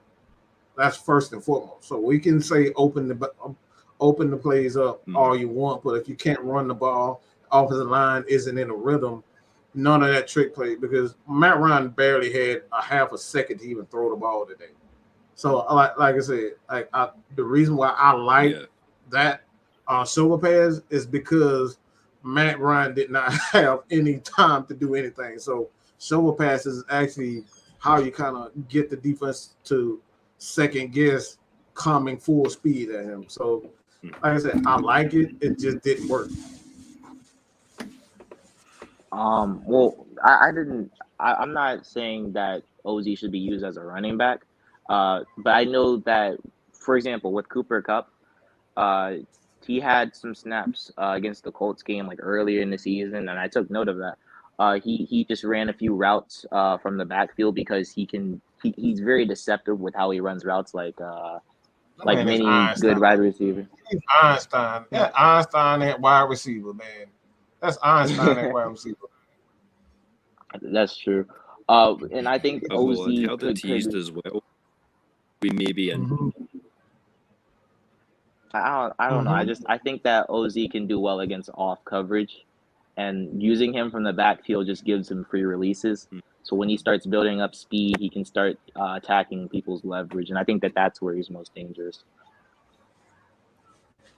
Yeah, I mean, like you saying, Alex, OZ is like our new I'm thinking if we make the Taylor Gabriel. here's a He's a Taylor Gabriel type. Yeah. Yeah, he's our Taylor Gabriel. I mean, I think also Taylor Gabriel was a better player with the ball in his hands. As far as to me, Taylor Gabriel was a better with the yak yards. Like you seen when we had Kyle Shanahan here, you seen Taylor Gabriel take a screen to the house a couple times in 2016. But I think also what you have to take into account is what Mike was saying about the running game. Like our running game was so potent with Coleman and with Freeman that you had, like, it opened up everything. Like I think teams didn't really pay attention to how well we ran the ball and also how well Kyle Shanahan used his running backs and his fullbacks in the passing game. That's another thing that's kind of been lacking, and that's something that K-Styles talked about a lot last year when we had Dirk Cutter, as far as using your running backs out of the backfield. Like you can hurt a lot of teams because of the mismatch situations it creates with linebackers trying to guard your running backs if you have running backs that can catch the ball out of the backfield. And that's something that Shanahan did a lot with Coleman and Freeman, throwing the ball out of the backfield, even spreading them out wide in certain situations where if it's man coverage, having the running back run out there just to see what type of coverage they're in. If they're in man coverage, you could spread out Coleman wide. You could spread out Freeman and let them run routes as if they're a wide receiver. And that's something that I think we haven't really seen in this offense just yet, because it's actual levels to it. And this offense hasn't fully evolved yet. Like I told you guys, if you go look at 2015 with Kyle Shanahan, his offense looked totally different in 2016 after he had a year under his belt. And you've seen the evolution between him and Matt Ryan and the way that he was able to open up the offense. Because today I did see more deep passes down the field. And I think that's something that we're going to have to do a lot more of next year as well, is to keep those teams from bringing 8 in the box by allowing OZ, by allowing even Russell Gage. Russell Gage showed today that he can run by people. Like, people really don't talk a lot about Russell Gage's speed as far as him being able to run away from guys. But we've seen against the 49ers where he high-pointed a couple footballs, ran a couple deep routes. He had a deep post route touchdown against the Dolphins. So he doesn't just run short routes. He can run those deep patterns as well. And I think as you throw the ball deep, that limits the defense, or it makes the defense, reluctant to bring those safeties down in the box. Because it's like, okay, they might throw this ball over my head. Whereas I feel like early in the season, they kind of knew the way that we were running our offense and the way that our offensive line was kind of struggling and our running game was struggling. Teams were like, Matt Ryan is not going to have time to throw the ball over our heads. By the time he looks to throw that ball deep, he going to be sacked, so. All right, we got a $5 super chat from Matty Ghost. He said McGarry is pure gallbladder bile. I could smell him in my phone. Cut his bum ASAP. Old lineman from NC State can take his imagination. gallbladder bile. Gallbladder bile. What the hell? Somebody been playing too much to the witch over there. I see, boy. God damn. Oh my God. That lineman from NC State, I've watched. He's he's a menace in the run game. Like, that dude is like, he wants to like send someone like home, like where they like their birth state. That's where he wants to send people. Like that dude is a menace. He's like the Tevin Jenkins of this draft class. Like he's cool. He's cool. I really wouldn't want to take a tackle in the first or second, but that's just me. Oh Lord, have mercy. You're gonna get tackles falling at when like a Daniel Fatalele, maybe early third if we're careful. But here's one that'll get you guys thinking. Assuming we shift keep Gage at wide receiver 2. We pick up a receiver in the draft, maybe a Trayvon Burks, somebody of that ilk, who has wide receiver 1 potential. I've seen it teased that we are interested in possibly pursuing Leonard Fournette. Now, if we do that, and we've got Patterson running your sort of backfield routes, your screens, your reverses, we could have, I know Matt's got the arm, he's got the head to kind of read things out. I think we could run a nice wing tee if we pick up playoff Lenny. Plus, if you need extra time, if that offensive line collapses, Leonard's a pretty big blocker in there to give Matt some extra protection as well. So I'm not mad at it, to be honest. What do you guys think? I like that idea too. I'd personally, I like Leonard Fournette. I would also get another running back that can just run routes, because I know with the Bucks they also have Leonard Fournette, but they also have like Giovanni Bernard to counteract that. And that's something that I like to replicate. Like last year there was a guy that I wanted for the Falcons, but when we got CP, I didn't really care. And that's Demetric Felton, who's now on the Browns, and I don't know what he's doing on the Browns, but he probably is making some noise. But like a guy like Demetric Felton, who's probably gonna light up during the Senior Bowl during some routes, may even be like a pseudo wide receiver running back. Y'all know where I'm going with this. I say don't bring in no more old used running backs. I say just go in the draft and bring in a running back. As much as Leonard Fournette, I got respect for Leonard Fournette's game, but I think we just need to just draft a guy. Just draft a guy that fits this scheme because they don't have that tread on the tires already. Like I think Leonard Fournette is a solid running back, but I think he's looking better with the Bucks than he really is. The Jaguars got away from him for a reason. I think he's okay. I just think that he's in an offense with all of those guys on the outside that you can't really bring all of those guys in the box to stop the run with the Bucks. So I think you just be better off just going in and drafting a guy. Yeah, like I think Arthur Smith should just bring in some fresh legs. And I would probably draft two running backs. Like it can be one in like the 4th or 5th round, and then one in the later rounds. I don't know exactly how many draft picks we got, but I feel like you have if you don't find that one running back that can do everything, like we said, do it by committee. Just do it by committee. Because like I think you bring back Quadri, you bring back CP, you might cut Mike Davis, and then you bring in a guy who's more north-south and can catch the ball out of the backfield. Maybe you bring in the guy Cook from Georgia, Dalvin Cook's brother, James Cook, who can do everything.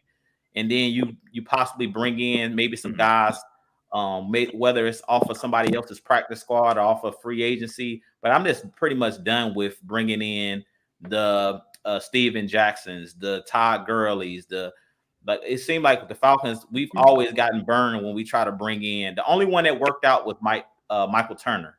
Every time we try to bring in a running back, like a veteran running back from somebody else's team, seemed like it always burns us for whatever reason. Yeah. I haven't really looked too deeply inside the running back class, but sorry, what was that? He's one of the few. I'm going to be biased as a Spartans fan, but K9 is nice. That's actually who I was going to bring up. Yeah, Kenneth Williams is or Kenneth. I forget Walker. Kenneth Walker, I think his name is. Yeah, that dude is. I think he's RB1 in his class, if I'm not mistaken. And he's like one of the only real guys that I only watched, and he's like my favorite running back in this class. And I've watched maybe about 3 running backs in this class, and I'm not entirely so impressed. I might come back to it later, but like Kenneth Walker is like the only guy that just like that knocks me off my shoes right now.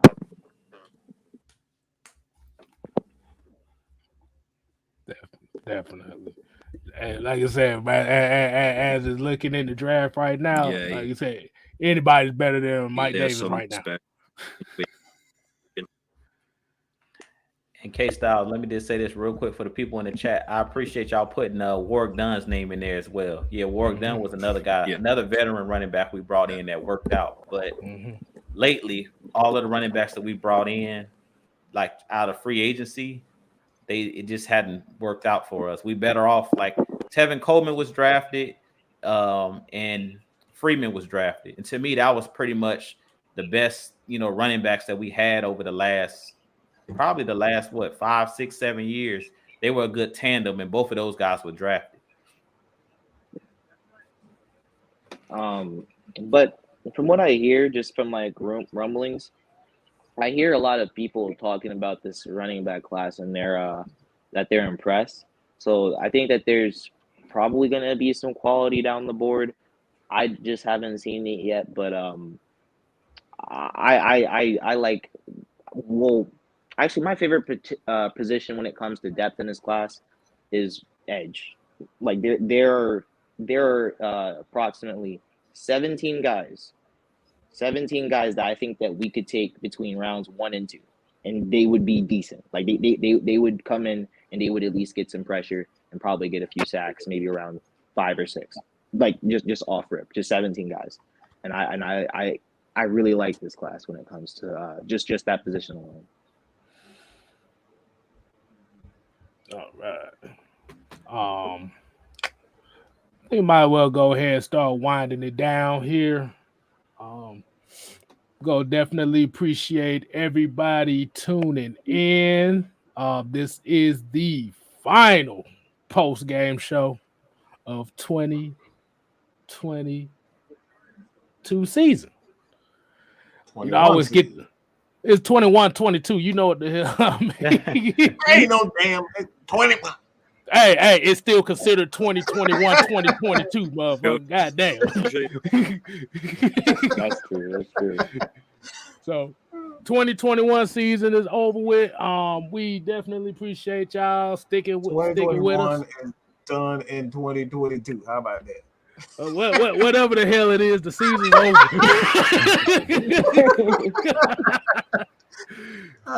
Had to get a good laugh out of this. We, like I said, a lot of people disappointed. We all disappointed. We wanted to see this team do a lot better. Unfortunately, some things didn't go our way, whether it been off the field or on the field. There's a lot of decisions that definitely have to be made here. But this is where we say that the people that have the strength to be Falcon fans are going to stick with. Now, if you out here look at it, if you out here talking about what's up.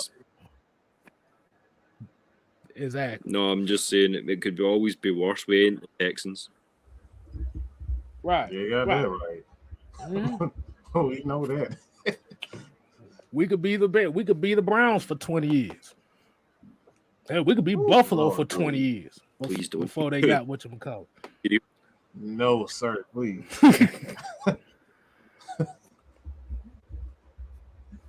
But the thing is, when we talk about these Falcons, like I said, we are down to hear everything. But the thing is, if you out here with the same exact thing you said all season, but don't come with a solution behind it, motherfucker, just find somebody else to cheer for that got your narrative.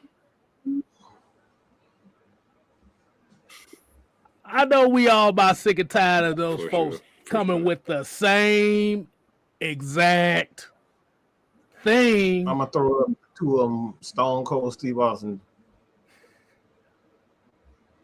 How about that? But ain't got a goddamn plan for nothing. Mm-hmm.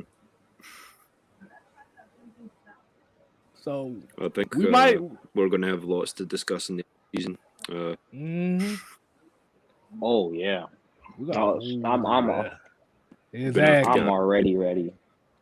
Like y'all don't know, but I got a whole bunch of content ready. Oh shit, yeah. All right, talking free.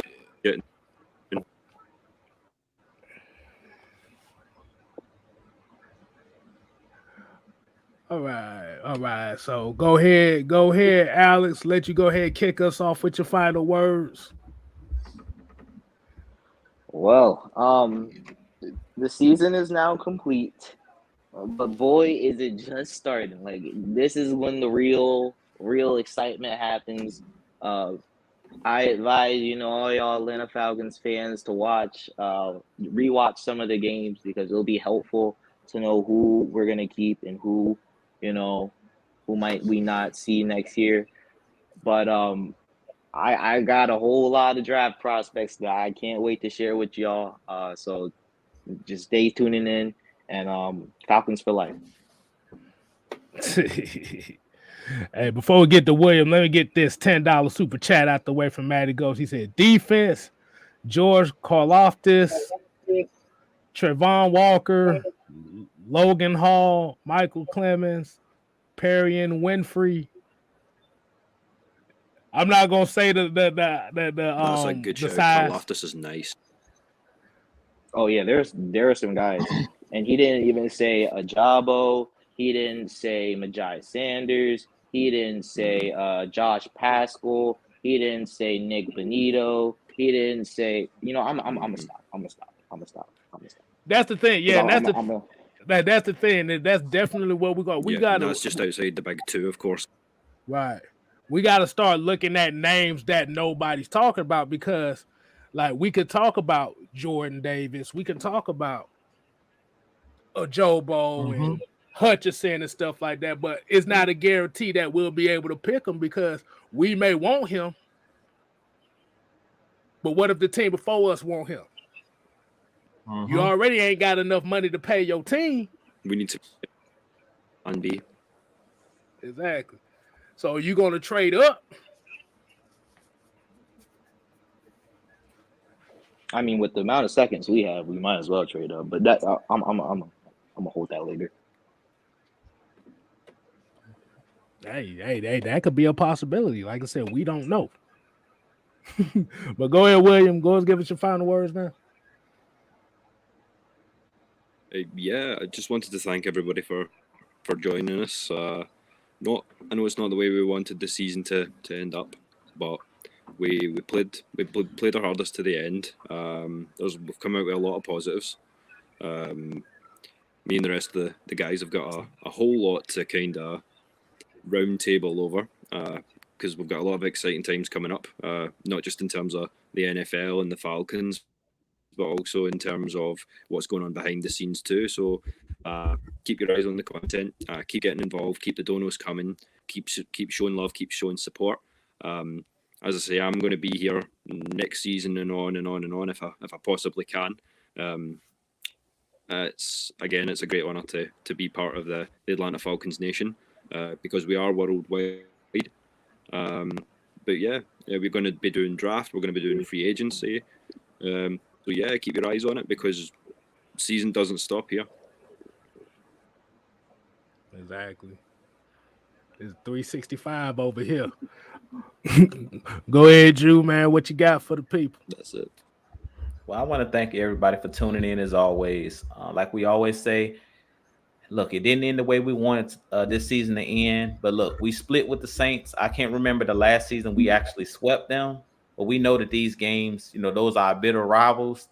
The good thing that I can take from it, because I'm petty, is the 49ers won today, so they didn't make the playoffs. Even though they beat us, that's what happens when you don't control your own destiny. Yeah. They still didn't get in, so they still going to be joining us on the couch. So at the end of the day, I'm glad the 49ers took care of our dirty work and they got into the playoffs, even with the Saints kicking our tails today. But like we always say, man, Atlanta Falcons Nation, Do Talk Sports, Mad Mike Sports, Just K Styles. We're going to continue to bring you guys content 365. It doesn't stop because the season is over. Now we're going to start looking at the draft. I'm going to start looking at some draft prospects and things of that nature. Of course, just sit back and watch the playoffs. Now that the Falcons are not in the playoffs, I don't have to worry about stressing over who we gonna match up with, who we gonna play. As much as I wanted this team to make it, now we can just sit back and spectate. This is the easy part. We can sit back and spectate, watch some other teams to see what players are gonna be out there in free agency that might fit on this roster. Like it may not be those top names, like you were saying, K Styles, because we don't have a whole lot of money, but maybe it's some of those guys that may like watching the playoffs where they may be able, to come in for our Falcons team and fill a role. Because at the end of the day, we have to continue to improve this roster. Like the trenches to me is top priority this offseason. Whatever you do, you have to fix the trenches on the defensive side of the ball and the offensive side of the ball. To me, our biggest weakness this season was the trenches. As much as we talk about the weapons and stuff like that, if you can't stop the run on defense, if you have to blitz to get pressure on the quarterback and you never can get home with just the front four, that's a problem. And you guys know that I always preach the trenches. Everything starts in the trenches. So with that being said, like I said, I appreciate each and every one of you guys. Definitely stay tuned to my channel. I just kicked off my Jew Talk Sports membership, $2.99, $4.99 if you want to be a part.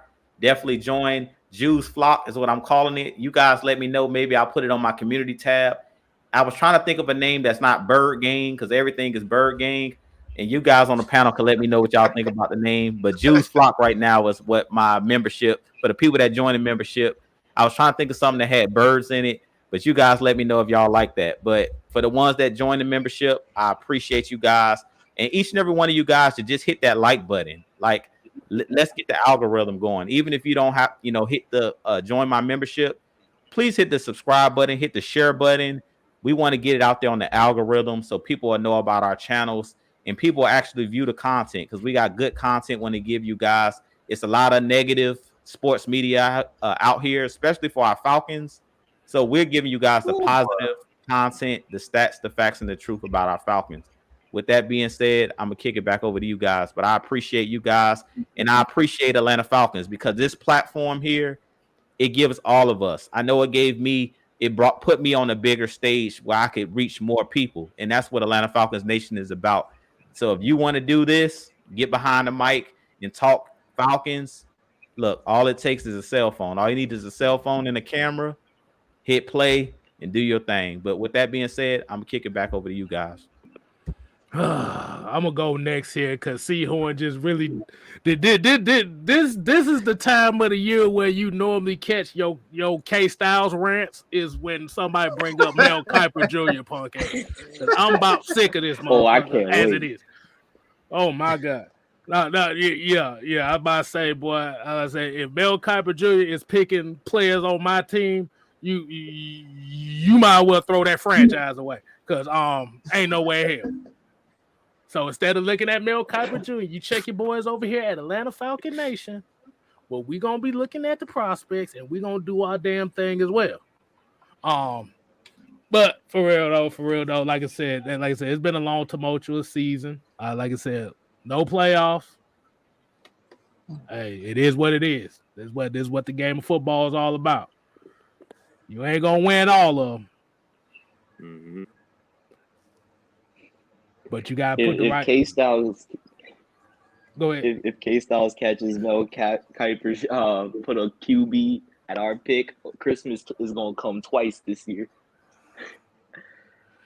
Oh man, he better not, goddamn. I'm be especially knowing Mel Kiper Jr. ass, he gonna hype Sam Howell up to be the number 1 overall pick. Out of North Carolina, I already know it. Remember last year when I said he was gonna hype Zach Wilson ass up before anybody knew Zach Wilson was going number 2 overall. Mm-hmm. I distinctively What do you guys remember think that. about Trevor finally showing out tonight? I mean, he still got a lot of work that got to be done. They all got potential, but it's still fundamental stuff that. Mm-hmm. So, like I said, they have the athleticism now, but the thing about it is, when are you going to transform into that quarterback? Mm-hmm. But it takes time. I'm not going to judge him off of one. I'm not going to judge them all on 1 year. I want to see them in year 3. Year 3 is where I'm going to really find out if these quarterbacks is for real or not. But yeah, I want y'all to stamp this right now. Mel Kiper Jr. is finna hype up Sam Howell. I don't know how, I don't know why, but I feel like it's gonna happen. That sounds like a Kuiper thing to do. To be fair, I think I'm going to second that. Because they've been comparing this dude to Baker Mayfield for the last 2 years, and you know how everybody got a hard on for Baker Mayfield right now. That's a bad comparison. Like Baker about to be off the Browns in a few seasons. Exactly. This is what. So you see what they did? They won with Case Keenum. So yeah, let that sink into your teeth. But like I said, hey, yeah, it tells you everything you need to know. Exactly. So this is my favorite time of the year. I get to talk about Mel Kiper's stupid ass damn predictions and shit. So this is what I live for. But like I said, y'all continue to support Atlanta Falcon Nation. Hell, we supposed to be at 2,000 by now. I'm disappointed in y'all, but it's all good. Let's get to 2,000 before. Let's get to 2,000 before the before the Super Bowl. Let's get to 2,000 before the damn Super Bowl come around. 2K before the Super Bowl. We got 2 reasons to turn up for the Super Bowl. That before the Super Bowl. So we might have kicking it with K Styles tomorrow. But like I said, that might be the final one for the season. We don't know yet. But continue to support Atlanta Falcon Nation, your boy 6-Man K Styles, Jew Talk Sports, Mad Mike Sports. Hey, like I said, we're gonna call these two down here at the bottom. These are gonna be our college scouts right here because they got all the prospects for you. I'm learning from them. So, hey, that's all I gotta say, man. Oh yeah, like hey, we're gonna get the mic. But before I say that, like I said, if you're all, and I'm gonna ask this one more time, if you are officially off the Atlanta Falcon ship, put a 2 in the chat before we leave. Wasting your time. I know. Wasting your time. I know. Yeah. Hey, look, I'm trying. Hey, look. All the camouflage on right now. But hearing silently, just Hey, look, this is called fan engagement right here. We're trying to still get the engagement going on because we still need a show. we still need to have a show where these guys will come on and talk their shit without trying to spam us in the goddamn comment section all day. Because that's all they do is spam in the comment section. But when it come down to getting on this camera and explaining your shit without having with saving your fingers from carpal tunnel, you get on the camera and talk your shit. This is the end of the season, so I can address this. Mm-hmm. So that's all I gotta say.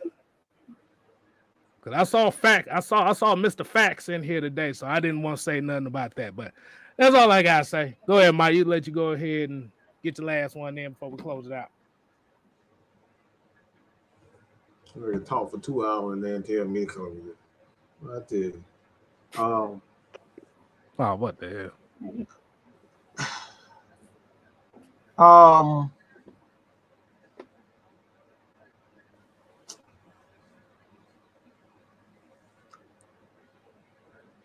Just get rid of Dante Fowler. That's about it. That's all I got. Make sure he the first one gone. He got to go. You can't even bring him back as a backup. That dude, I'm tired of seeing karate moves and Bruce Lee posing moves and what in midair. Like I'm sick of it. All right, I need he need to be the first one gone. I'm sorry, Jew, but look, this ain't End of the Dragon. All right, this ain't End of the Dragon, and I don't need to see more to come back poses. We don't need no bodyguards on the team. We don't need no bodyguards. No, I don't need nobody. Hey, wait a second. You're hiding. No. Dante Fowler can only do friendships. He can't do fatalities. Right. Look, like I said, I don't need to see any more of that. I don't think necessarily you can afford to bring him back just because he had his opportunity with incentives. When you have that opportunity, when teams put incentives on your deal, they're pretty much giving you a one shot or you're gone. So that he failed mightily. He failed horribly.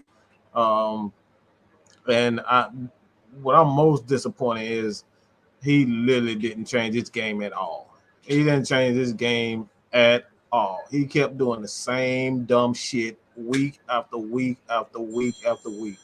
The same diving after. It doesn't work. Why are you still diving at quarterbacks? This dude, I can promise you, he missed at least 10 sacks this year diving at quarterbacks. Just diving. All you have to do is complete the tackle. Like the Madden always gets in the backfield and then hit square. It's just like fly at the quarterback. That's it. He's the man guy. As soon as you get in the back, he hits square, and that's it. He dives and misses. That's Dante Fowler. Okay, so he got he has to go. Like even before Mike Davis, he got to be the first guy. You got to hit that. You got to release him. I don't care. You can spread the cap hit out. At this point, this dude just got to go, man. It's been absolutely embarrassing to see someone who's supposed to be Grady Jarrett's aide and like Tyler Davidson. I would rather keep Tyler Davidson than actually keep Dante Fowler because at least I know he's gonna be fat and not gonna. I know at least he'll get one tackle. I can't even count on Dante Fowler to get a tackle because he up there diving out of space like he damn Superman or something. I'm just tired of Dante Fowler. All right, just go. I don't want nothing remind me of Dan Quinn. Everybody got to go. If you remind me of Dan Quinn at this point, outside of Fourier and Dion, you got to go, bro.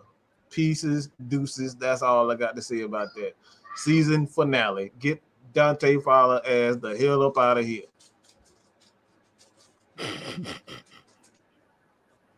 Look, the only thing I can say is you can be real all you want. You be real all you want. I see you said that you can be too real for this if you don't, but if you come out, the first thing you say is I was born at Grady Hospital, and that's your first argument, bruh, you've already lost. That's all I need to know.